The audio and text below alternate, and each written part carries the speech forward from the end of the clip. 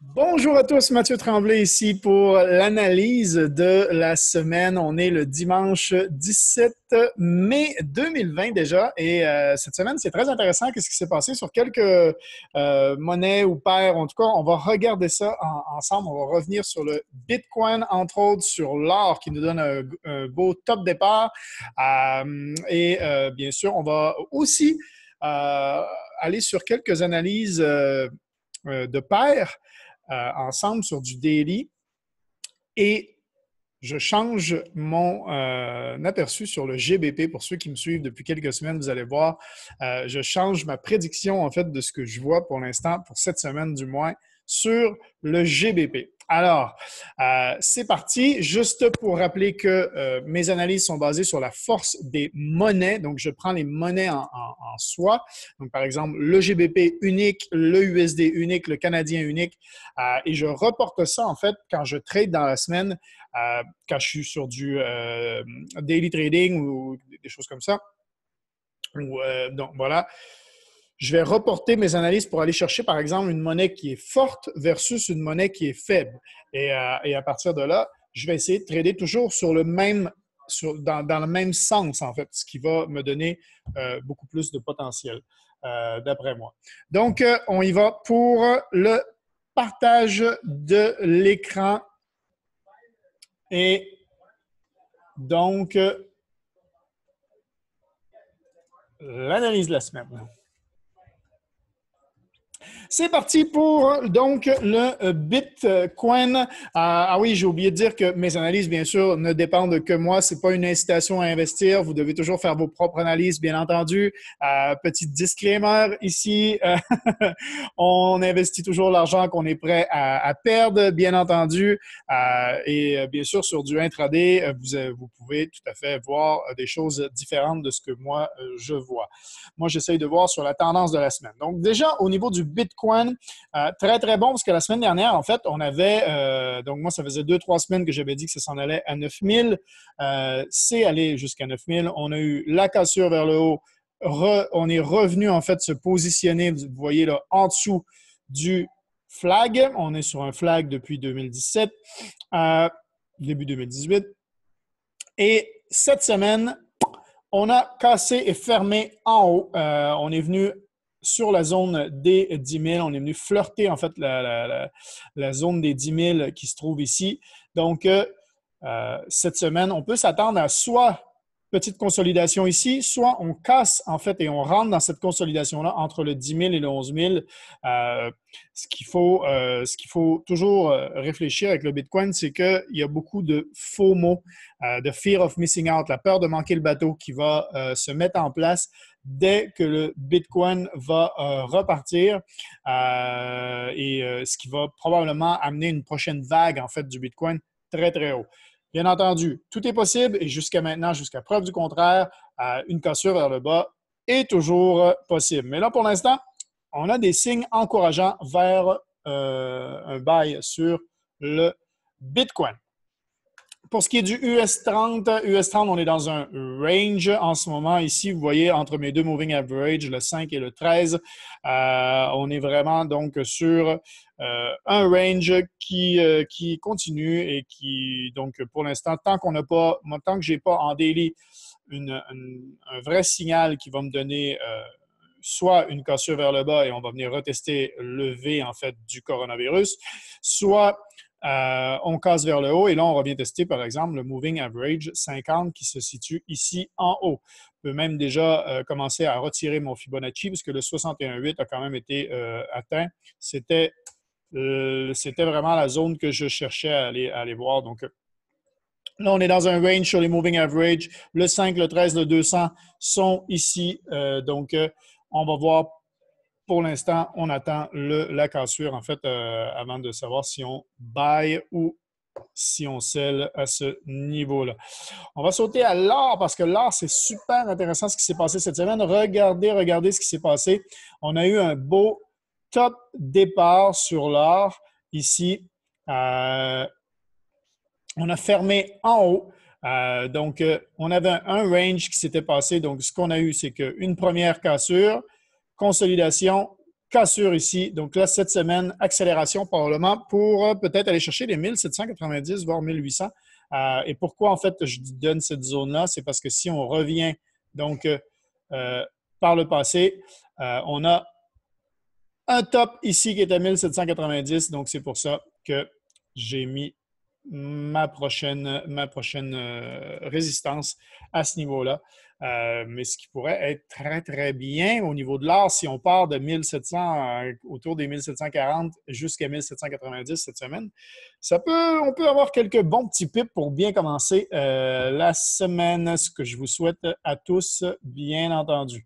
Au niveau de l'huile aussi, l'huile pas mal aussi cette semaine. On a été, comme j'avais annoncé la semaine dernière, en longue.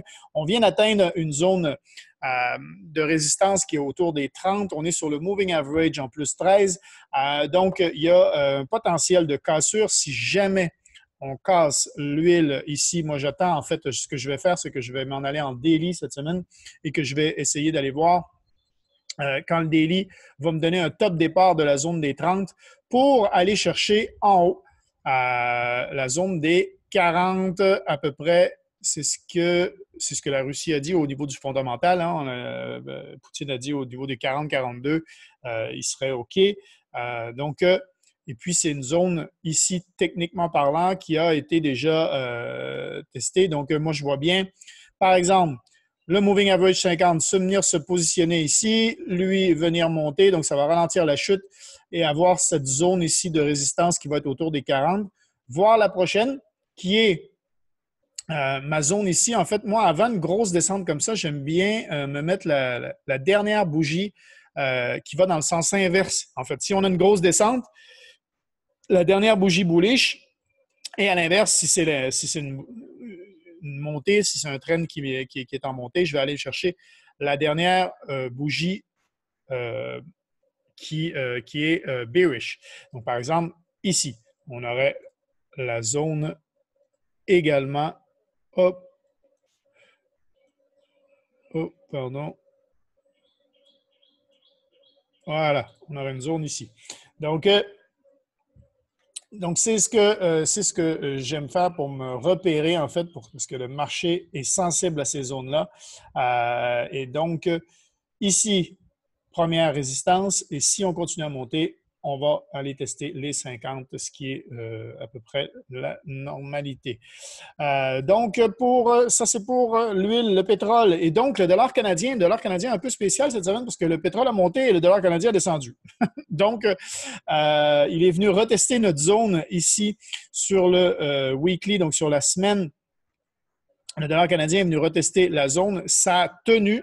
Donc, pour moi, je vois le dollar canadien en bullish cette semaine. Donc, je le vois bien remonter et aller chercher la zone ici en haut, voir le top du moving average 13, oui, c'est ça. Sachant qu'on est dans une zone ici, là, en haut. Allez voir, une zone de gap en plus, hein, parce qu'il y a eu le gap d'ici à là. Donc, le gap d'ici à là qui a été retesté jusqu'ici. Donc, il reste une petite partie du gap qui n'a pas été remplie. Donc, pour le dollar canadien, ce qui peut être encourageant pour la valeur du dollar canadien. Donc, pour moi, c'est du buy sur le dollar canadien. Quand on regarde sur maintenant le US, je le vois bien sûr cette semaine. Il est dans un range. Hein, le US range depuis plusieurs semaines. Il est au top du range. Donc, pour moi, à moins d'une cassure vers le haut, il y a de fortes chances qu'il redescende cette semaine, qu'il revienne tester en fait les zones du bas du range ici en bas. Donc, on va y aller pour un short pour l'instant.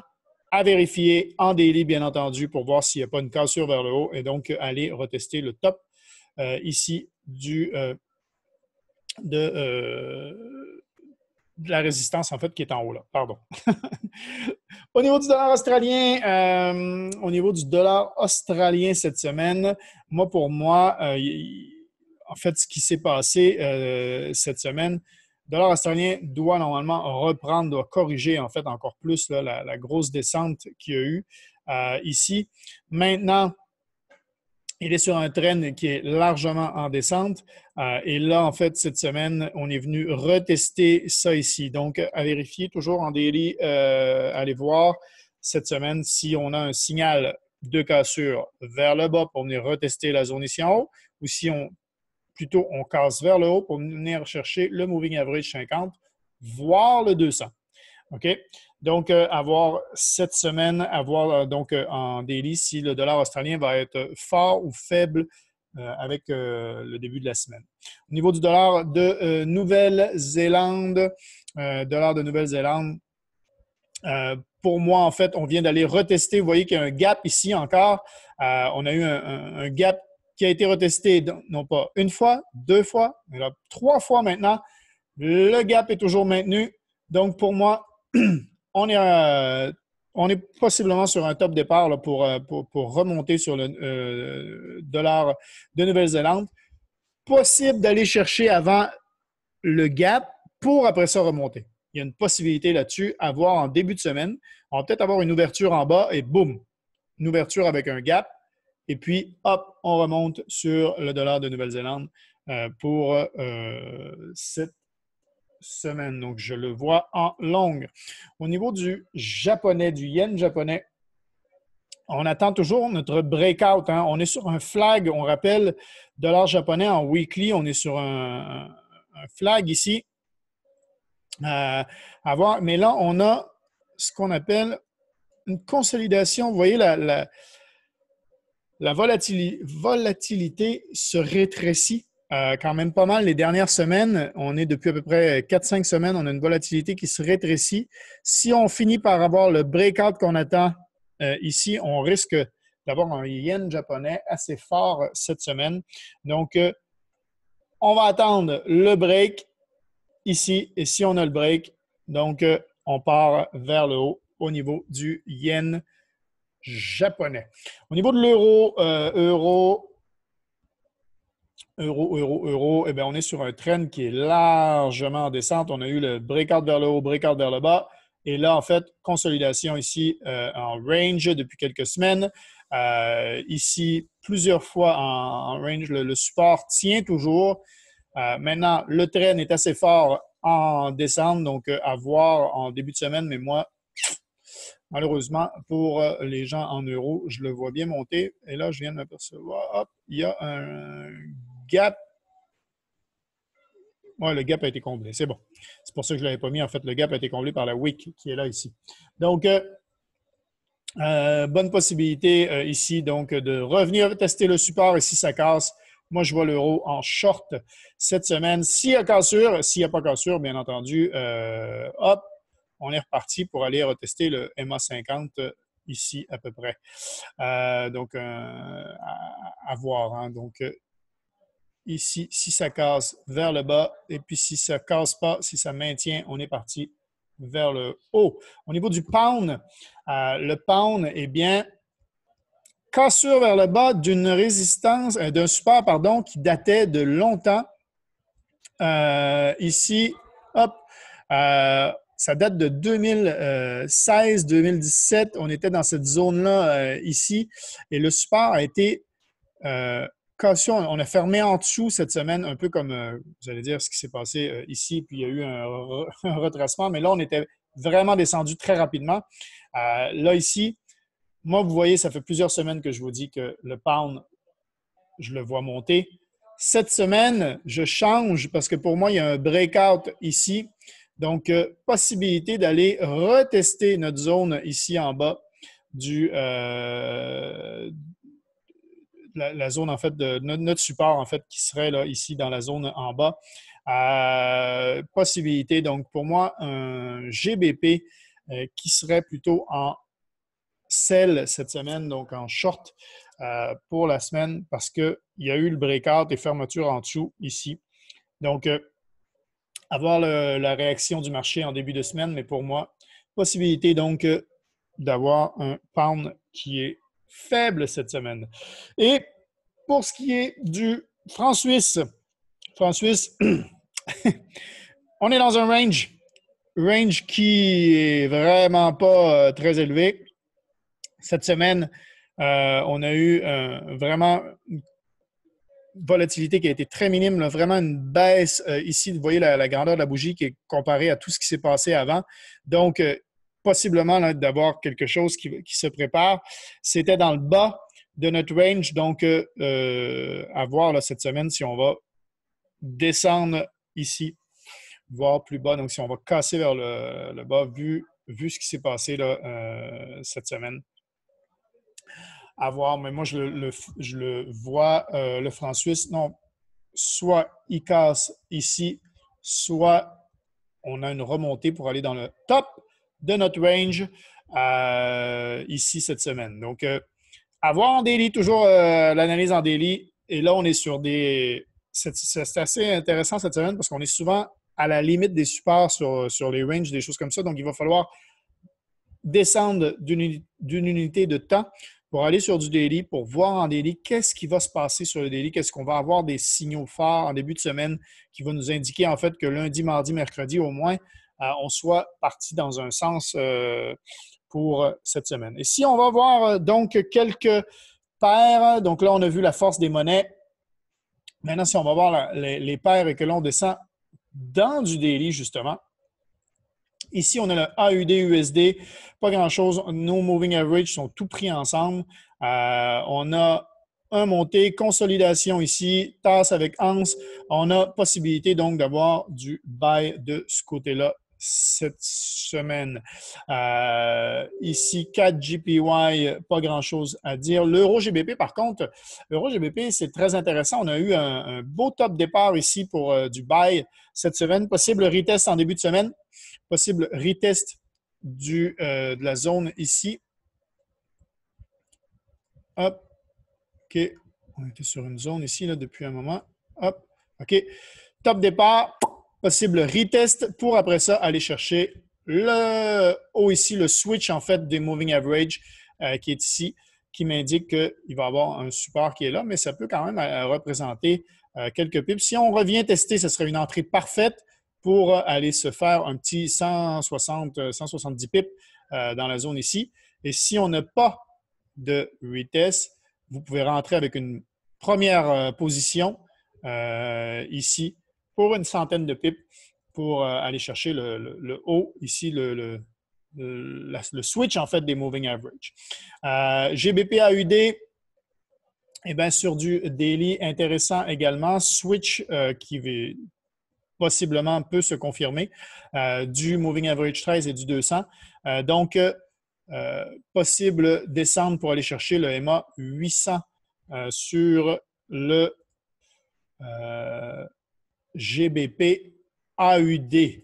Hein, si le GBP est en short, comme on a dit tout à l'heure, et que l'AUD est fort, cette semaine, bien, il y a des possibilités qu'on viendra tester le EMA 800 qui se situerait en dessous ici. Pareil, ici, top départ au niveau du GBP, JPY, on a cassé et on peut aller chercher donc encore des zones plus bas au niveau du GJ. Au niveau du GBP USD, hop, tous les GBP, c'est pareil. Hein, tous les GBP, pour l'instant, moi, ils ont cassé vers le bas cette semaine. Donc, il y a des grosses chances que ça descende. Et l'USD-CAD est dans un range, donc je ne m'avancerai pas sur le USD-CAD. Mais voilà donc ce que je vois pour cette semaine. Je vous remercie beaucoup. Vous êtes de plus en plus nombreux à vous abonner à ma chaîne à chaque semaine et c'est très, très apprécié. Merci pour les likes. Laissez-moi un commentaire si vous voulez que j'analyse une paire en particulier que vous aimez en fait pour la semaine ou que j'analyse un petit peu plus, que je détaille un petit peu plus ma stratégie sur le daily trading. Si ça vous intéresse, laissez-moi un petit commentaire en dessous. Bien sûr, continuez à vous abonner à ma chaîne avec des petits likes, ça me fait toujours plaisir. J'en profite pour dire un coucou à ceux qui me regardent sur le groupe Facebook de Forex Québec. Et pour ceux qui veulent découvrir notre école de trading, on approche maintenant les 200 000 étudiants au niveau mensuel. Donc, c'est super intéressant. Et ceux qui veulent apprendre davantage, on fait 3 présentations cette semaine en heure du Québec, mardi soir 20h30, jeudi soir 20h30 et samedi matin à 9h30. Donc, envoyez-moi un petit message si vous voulez plus d'informations sur ces présentations-là. Je vous souhaite à tous une excellente semaine de trading et on se dit à la semaine prochaine pour la prochaine analyse. Ciao tout le monde, bonne semaine. Bye bye.